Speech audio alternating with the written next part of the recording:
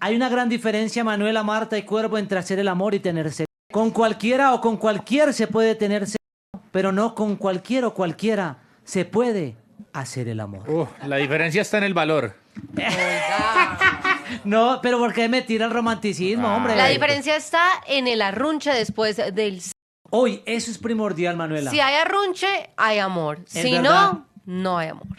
A las 8 de la mañana, 47 minutos, ya mismo manden su nota de voz al 316-741-4665, porque le damos la bienvenida al médico y cirujano sexólogo clínico Fernando Rosero Mera, que nos acompaña el día de hoy en el Club de la Calle La Manda Más, sin pena. Porque es que hay gente que dice, yo tengo algo que quiero preguntar, pero no se le dice pene, entonces yo quiero decir nepe. No, sin pena mande su pregunta para el Doc Rosero que está con nosotros a esta hora en la calle. Doc, bienvenido a la calle, ¿cómo vamos? ¿Bien o no? ¿Qué más, Roberto? Bien, todo en orden, afortunadamente. Pero Le- se pueden poner alias. Bueno, sí. Hola, alias, soy sí. alias Chúpamela Rico. No, pero que se sales tampoco. Pero Alguna ¿qué le cosa así, pasa? pues, y yo tengo una pregunta y es que, Tin, y ya no. Vaya mandando notados, pero es una buena estrategia, Doc. Aunque usted que ha estado siempre en consulta, ¿la gente le tiene pena todavía de pronto hacer una consulta sexual o no? Sí y no. No porque cada vez se normaliza más, pero vamos a hablar con la verdad. Hablar de sexualidad todavía sigue siendo un tema absolutamente tabú. Crecimos con una cantidad de taras en el que hablar de sexualidad supuestamente está mal, entonces nos sigue dando vergüenza. Sí, es verdad. Redes sociales.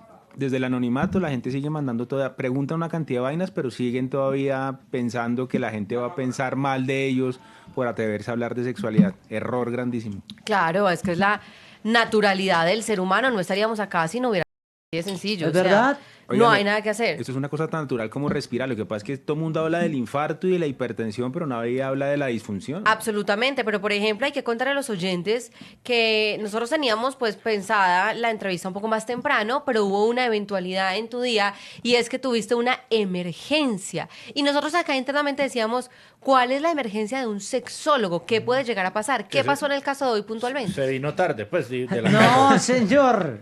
Mira, aquí hay que diferenciar dos cosas. Todo el mundo tiene el imaginario de que sexólogos son psicólogos y hay sexólogos que somos médicos. Entonces los Ajá. médicos ya per se tenemos algunas complicaciones con los pacientes. Claro. Una urgencia real de los médicos que hacemos medicina sexual se llama priapismo. ¿Qué es priapismo? Uy, lo Una conozco. erección que dura más de 4 horas. No le... Sin que baje. Entonces tengo que decir, ay, súper chévere que tengo una erección de No, 4 horas. no, Óigame, no. esto es como un torniquete en la mano 4 Duele horas horrible. y duele un montón y obviamente puede haber un daño y llevar a disfunción mucho más marcada.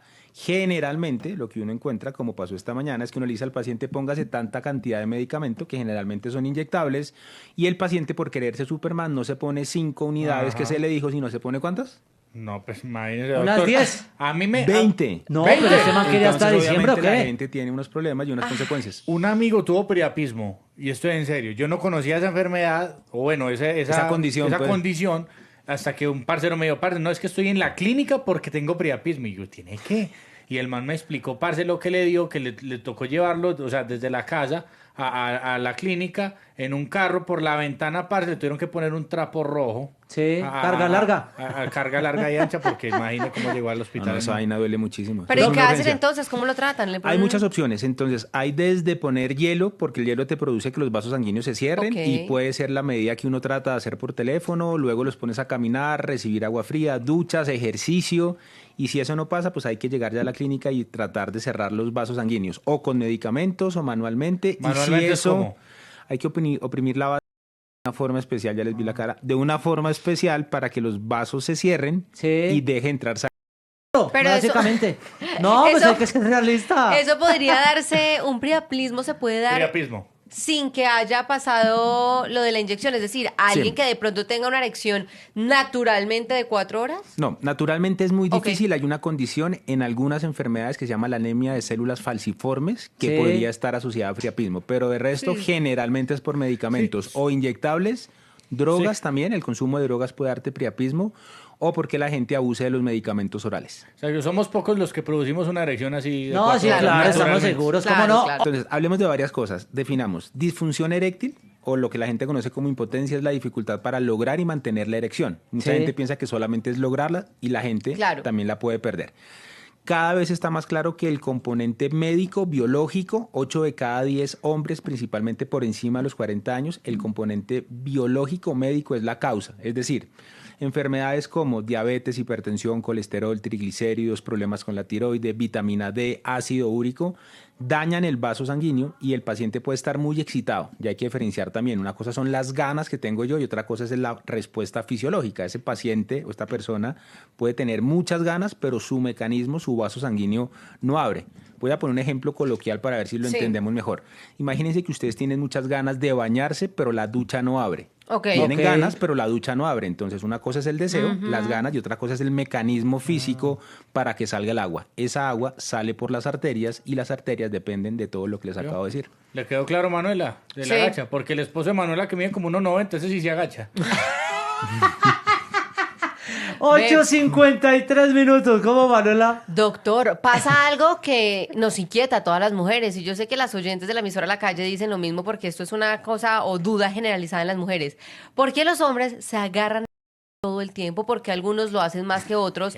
¿Eso es algo patológico? ¿Es simplemente una maña? ¿O en qué momento se vuelve ya raro? Contestemos esto técnicamente y es una maña. Voy a contestarlo ahora sin técnicamente porque pues es delicioso. Sí.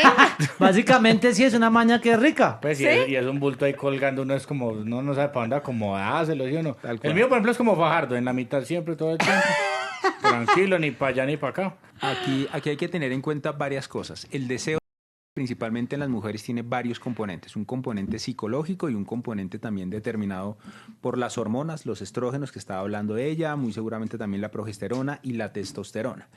Aquí, hablar de recomendaciones, yo creo que uno queda corto. Lo que hay que hacer es tratar de mirar cómo hormonalmente llegamos a estar bien. Esto es como pretender que alguien corra una maratón faltando en una pierna. Yo lo puedo motivar mucho, pero pues obviamente el desempeño no va a ser el adecuado. Entonces, en una mujer joven, el reemplazo hormonal sería la mejor opción y más si está diciendo que está con niveles parecidos a la menopausia. Entonces, digamos, desde el punto de vista médico-sexológico, la recomendación sería llevar a esa paciente a unos niveles adecuados. Hoy en día hay muchas hormonas que son muy seguras, porque también hay un poco de temor frente al tema. Claro.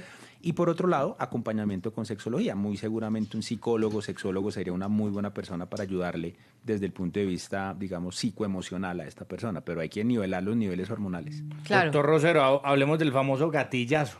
¿Qué es ¿A usted le ha eso? pasado, Cucho, el gatillazo? ¿Cuál no? es el ¿Que le gatillazo? pegan a uno o no? No, hombre, no. ¿Qué es ¿Qué es el eso? Fingerland? No. El gatillazo, papi, es como cuando esa vaina se pone como Neymar, que se cae y nada, y uno está en plena acción, digamos, con una vieja que uno le tiene muchas ganas, y el parcero nada. Y el que man no resto levanta. conde, weón. A mí me pasaron alguna vez que yo tenía tantas ganas que el man dijo, no, hoy no trabajo. Y yo, bueno, pues señor. Mire, vamos pues, a hablar de una cosa que es muy real y que los hombres no hablamos de eso, tener fallos erectivos, que es como se conoce técnicamente el gatillazo, es muy probable que le pasen a muchas personas. Y tú dijiste algo que es clave en esto.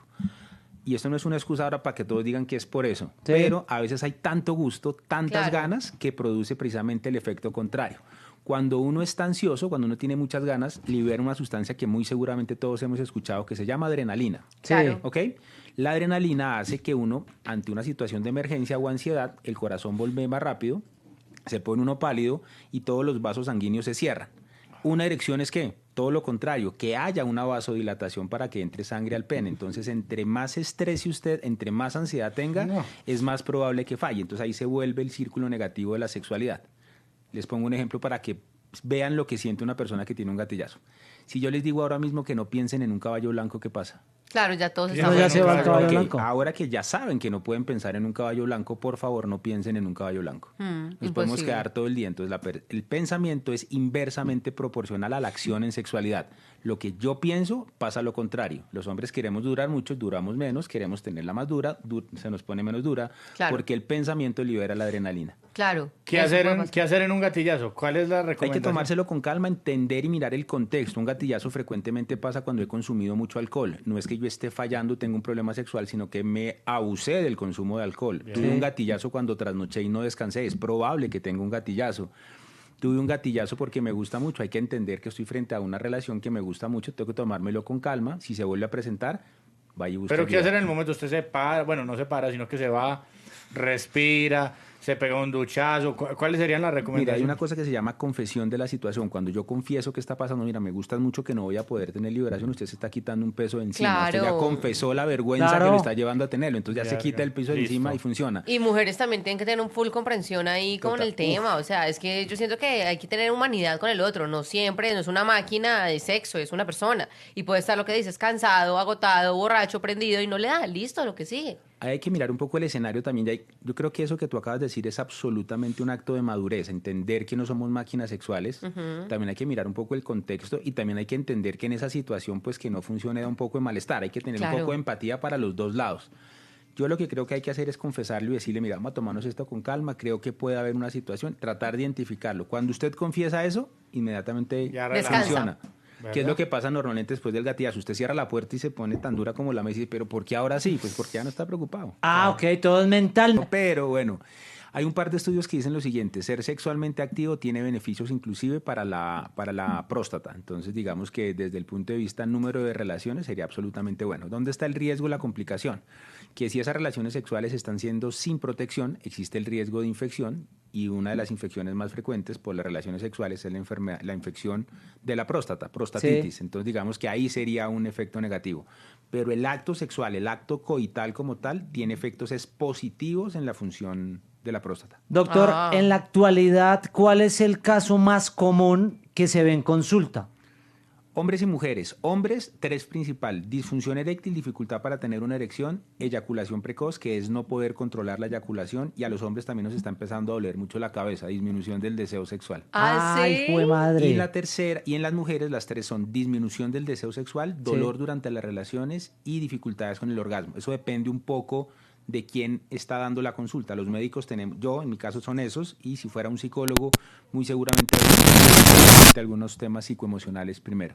Claro, pero entonces sí es cierto, por ejemplo, hay mujeres que hablan de dolor durante la relación sexual o incluso hay mujeres que hablan de, hay una palabra que, rigidez La frigidez. o frigidez, eso, ¿qué es eso? Ok, la frigidez es un tema, que Manuela, que frigidez, ya no sí. debería... Es que Esa no frigidez es tenía lo que le claro. pasa al que no se puede agachar. Ok. Entonces, la frigidez como tal es un concepto que no nos gusta mucho porque es muy descriptivo. Imagínate yo decirte eres frígida, es como un golpe muy grande. Sí. La frigidez, cuando se utilizaba, mal utilizada, hacía referencia a la dificultad que tiene una mujer para poder lubricar. Ah, ok. ¿Vale? Si no lubrica, pues obviamente le va a doler porque parte de la Claro. lubricación es que se disminuya el dolor durante la relación sexual sin lugar a dudas, ¿vale?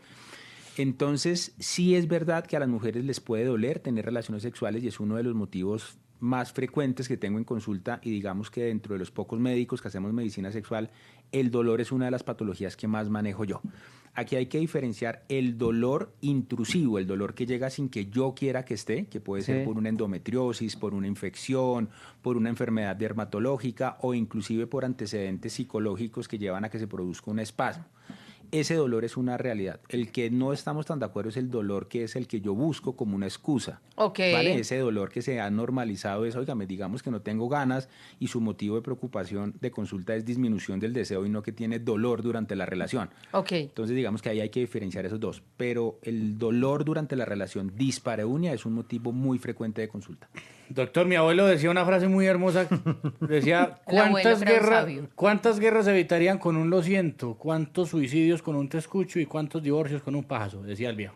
Ah. ¿La masturbación es buena para el cuerpo o es mala? Porque dice, está pajeado, está cansado, acabado, o es buena. ¿Qué implicaciones tiene? Mire, desde el punto de vista de medicina sexual, la masturbación o autoestimulación es absolutamente positiva. Es una forma de Sí. autoconocimiento, es una forma que permite la liberación de la tensión sexual, es decir, tiene muchísimos beneficios. Yo creo que también se ha satanizado y hay que mirar de qué estamos hablando. Estamos hablando de una autoestimulación que me permite a mí ser funcional, es una autoestimulación que me permite a mí conectarme conmigo mismo, liberar la tensión sexual, o es una autoestimulación que yo no puedo trabajar, es decir, oiga, me dieron ganas y tengo que ir al baño porque es que no puedo controlar la tensión, o hago la autoestimulación y tengo que seguirlo haciendo 5 más. Imaginémonos, por ejemplo, las personas que tienen dependencia con el alcohol. Un traguito no es malo, pero cuando estoy consumiendo cada en rato, exceso, claro. definitivamente sí. La gran pregunta es, ¿la autoestimulación desde el punto de vista respuesta sexual puede llegar a ser negativa? Y hay un par de estudios que dicen que sí, los hombres que tienen mucha autoestimulación están condicionando su respuesta sexual a que sea rápida. porque con la autoestimulación uno nunca está diciendo vamos a darnos tiempo, cómo estoy de bello, ¿no? Uno va a liberar la tensión sexual y entre más rápido mejor. Entonces existe un acondicionamiento y existe una patología que cada vez es más clara y es lo siguiente. La autoestimulación manual pues lleva a una velocidad y a una fuerza de presión que la vagina después no es capaz de compensar. Entonces se presenta disfunción eréctil porque el no está recibiendo la misma información. ¿Verdad? La erección se mantiene por lo que yo pienso y por lo que yo siento a través de unos nervios.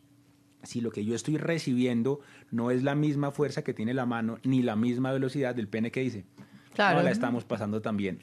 Disfunción por autoestimulación. Entonces sí hay que tener en cuenta, no la satanicemos, es muy buena, pero hasta cierto punto. Claro.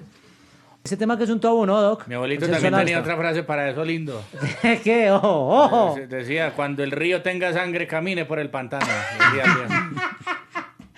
Bueno, aquí yo creo que miren, en sexualidad todo es con un depende, y yo creo que eso es lo que hace bonita la sexualidad, depende de cada persona. Yo creo que cualquier práctica sexual, llámese sexo anal o tener relaciones durante el periodo menstrual, hay que tener 3 componentes importantes para que realmente se disfrute. El primero de ellos, que yo no esté obligado a hacerlo. Segundo, que no esté obligando a nadie. Y tercero, que no sea ilegal. Si esas 3 premisas se cumplen, pues muy seguramente, llámese como se llame la actividad sexual que me estoy planteando, va a ser positiva. Si ya lo miramos desde el punto de vista médico como tal, el tener relaciones anales no va a producir enfermedades como tal. Sin embargo, si una persona tiene hemorroides y tiene, pues existe más riesgo de que haya una úlcera o una perforación de esas hemorroides y hayan algunas complicaciones, pero el sexo anal per se no va a producir lesiones, digamos, anatómicas. Es importante tener en cuenta que el sexo anal es una fuente de transmisión de enfermedades de transmisión sexual, como lo es el y como es el sexo vaginal. Entonces, no nos olvidemos tampoco de eso. Y tercero, depende un poco del sexo anal que estemos hablando, pero en términos generales acordémonos que es un esfínter que vuelve otra vez a su posición. Entonces, si yo no hago una sobredilatación, un objeto gigante, que a ver, unas personas se emocionan, pues el esfínter se puede romper, pero es muy poco probable que una relación coital con un pene o con un juguete pues se produzcan esos efectos. Durante la menstruación estamos teniendo relaciones directamente en exposición con la sangre, por lo tanto aumenta el riesgo de enfermedades de transmisión sexual. Pero que eso sea bueno o malo, no, hay personas que dicen que en ese momento es cuando mejor relaciones sexuales tienen porque hay mayor lubricación, otras que dicen que se sienten incómodas. Entonces volvemos un poco al mismo tema. Médicamente no hay daño, eso depende de cada quien, si le gusta o no le gusta. La abuelita sobre todo dicen, no, esto ya no existe. Tengo una frase de mi abuelita. La abuelita dicen que no, eso por detrás es pecado. O sea, ¿el ser humano sí está diseñado para esa vaina o eso es pura malicia de uno? Bueno, yo le voy a responder, me toca responderla de dos formas. Creo que desde la medicina sexual, pues obviamente hay una anatomía que se corresponde, digamos, perfectamente y que encajaría la relación pene-vagina.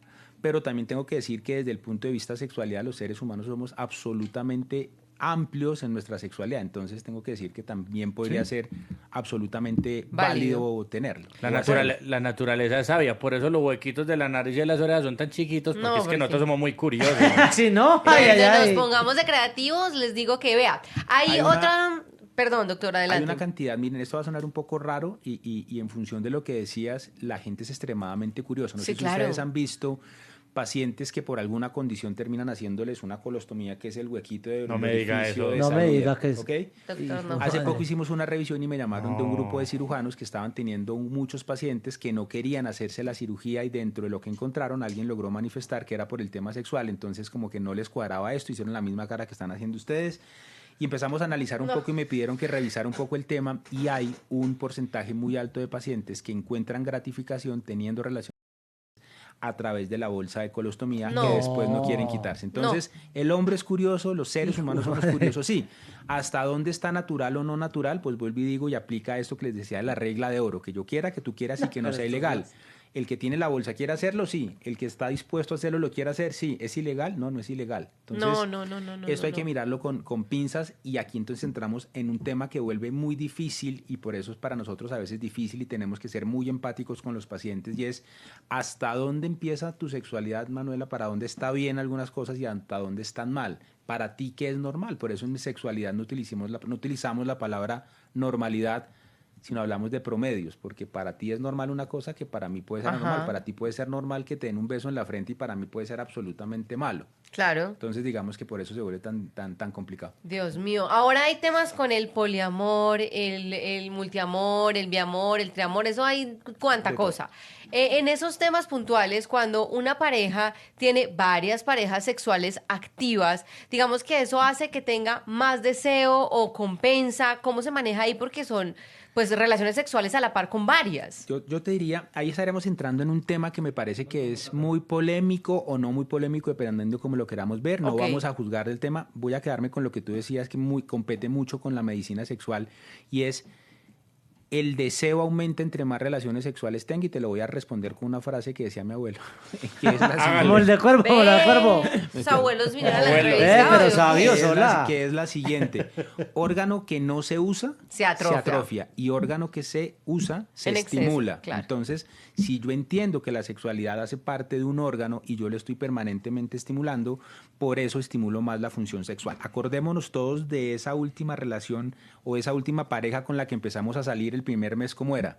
Absolutamente Claro, intenso. belleza. Mucha actividad, Claro. muchos me daban más ganas, tenía mucha actividad. Después entran otra serie de factores, monotonía, otra serie de factores que van haciendo que mis hormonas vayan disminuyendo, tengo menos sexo y me dan menos ganas. Claro. No estoy diciendo que el tiempo sea sinónimo de perder la actividad sexual, porque hay que cultivarla, pero digamos que hay una tendencia a que eso pase. Entonces, cuando una persona es sexualmente activa y tiene muchas relaciones sexuales, su sexualidad muestra menos posibilidades de disfunciones sexuales y un mejor desempeño. Voy a utilizar una palabra que podría ser performance durante la actividad. Como Aquí- la lección que decía usted, Doc. Aquí lo que no hay que tener es miedo, aquí lo que hay que es disfrutar la sexualidad, aquí hay que tener en cuenta varios parámetros, que era lo que tratábamos de decir ahorita.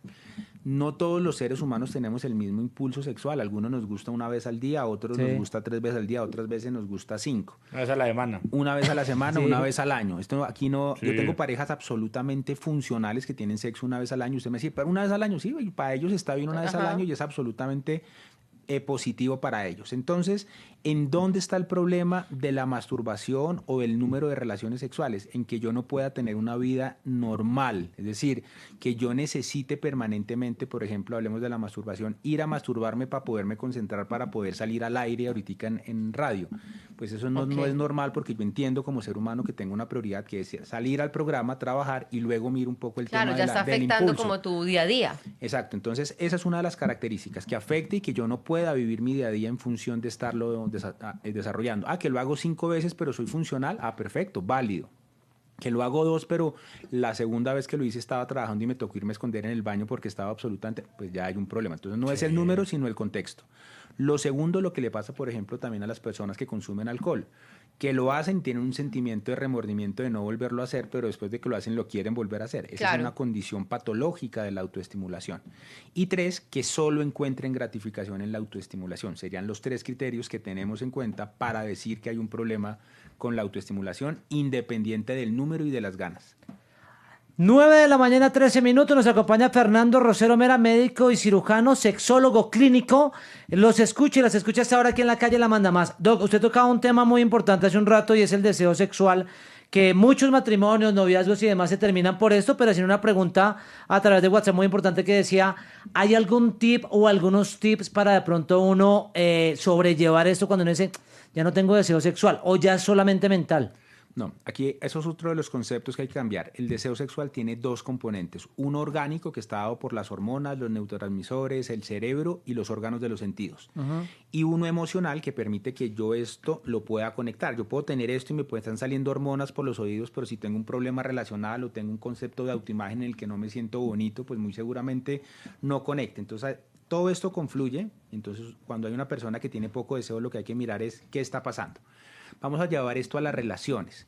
Lastimosamente se ha normalizado, cosa que no debería ser, que con el paso de los tiempos el deseo va disminuyendo. Si Sí. bien es cierto fisiológicamente y muchos estudios nos muestran que las hormonas tienden a disminuir, lo que realmente pasa es que hay algunas condiciones que precipitan o predisponen a que haya una disminución del deseo.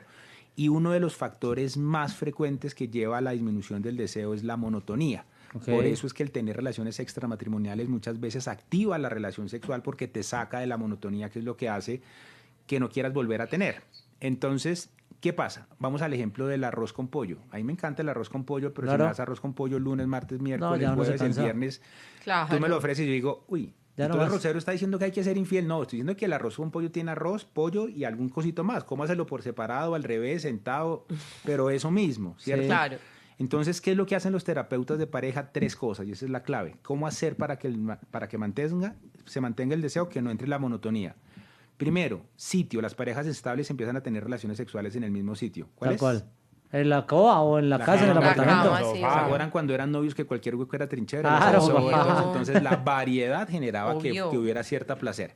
Segundo, las parejas empiezan a tener un monólogo en cuanto a la hora. ¿A qué hora se tienen relaciones? Cuando llegamos del trabajo, 7 de la noche, sábado, mediodía. Como el chiste, en esta casa se hace el amor a las 7 de la noche. Esté o no esté. Usted no esté. Entonces, mismo sitio, misma hora. ¿Ustedes están motivados? Uf, pues muy difícilmente. Y tercero, hay una gran realidad, y es que cuando estamos empezando o cultivando esa relación sexual somos mucho más amables. Hay una frase. Que también dio el abuelo. Otra frase de la abuela. Hoy ¿qué? sabiduría ancestral aquí en la emisora La Calle, porque Iba a fue decir madre. otra frase que es hombre ganoso gasta. Cuando uno está con ganas de, claro. es súper atento, súper amoroso. Y esto también aplica para las mujeres. Después, mismo sitio, misma hora y pocos detalles, pues muy seguramente se hace un caldo de cultivo para que tengamos menos actividad sexual. Y todo Eso en es la exceso terapia sexual. Todo en exceso cansada. Yo tuve hace tiempo una pareja que era squirting, weón. ¿Qué? Sí, es que- Explíquele a las oyentes de La Calle qué es eso. y a los Doctor, oyentes. explíquele a los oyentes qué es squirt. ¿Orgásmica, ¿Qué es multiorgásmica es eso o no? No, aquí hay varios conceptos. Las mujeres durante la actividad sexual pueden tener 4 tipos de fluidos. Ojo Ok. con lo siguiente. 1, que es las características basales de la vagina, la humectación de la vagina normal. Sí. 2, la lubricación femenina, que está asociado a la excitación. Los vasos sanguíneos en el hombre producen la erección, en la mujer producen la lubricación. Ok. 3, eyaculación femenina. La eyaculación femenina viene de unas glándulas que se llaman las glándulas de Skinner, que son las glándulas que vienen o que se originaron de la próstata. Las 5 primeras semanas los seres humanos somos indiferenciados. Luego proceden unos temas hormonales que hacen que aparezca la próstata o desaparezca la próstata. Ok. Esas glandulitas son el remanente en las mujeres de lo que era la próstata. Entonces, la eyaculación femenina es un líquido blanquecino de 10 a 15 mililitros que sale Sí. por la excitación y que tiene componentes de la próstata. Y el squirt es una diuresis, orina, que viene desde la cara anterior de la vejiga, que es en mayor cantidad, que es como una orina, que se produce durante la actividad sexual producto Claro. de la excitación. Que la gente cree que eso es la maravilla. Eso al principio sí, pero eso después es una lavadera de sábanas. Parce, es Imagina, Marta, que yo me tocaba llamar a la UNGRD para que me sacaran de esa inundación tan Que hijo de madre. sálvenme. Ay, No, cuervo. un saludo para Liliana y Hidroituango. Bueno, por favor, 917 Doc. Bienvenido siempre a La Calle La Manda Más. La gente tiene muchas preguntas, pero ¿dónde lo encuentran? A través de redes sociales o un número donde se puedan comunicar con usted para todas estas consultas que quedaron pendientes. Bueno, las redes son sexólogo Rayalpizo Rosero Sí. y sexólogo Rayalpiza Rosero y el teléfono es 305-322-1001. 305-322-1001. Y cerremos con otra frase del abuelo. Ah, Claro, pero ¿qué dijo el claro. De sexo, abuelo? que decía, no se preocupe si usted tiene la cara feita. Ah, ¿no? Pues como los gallinazos, yo comparo las bonitas. Por muy alto que se eleven, tienen que bajar por tripa.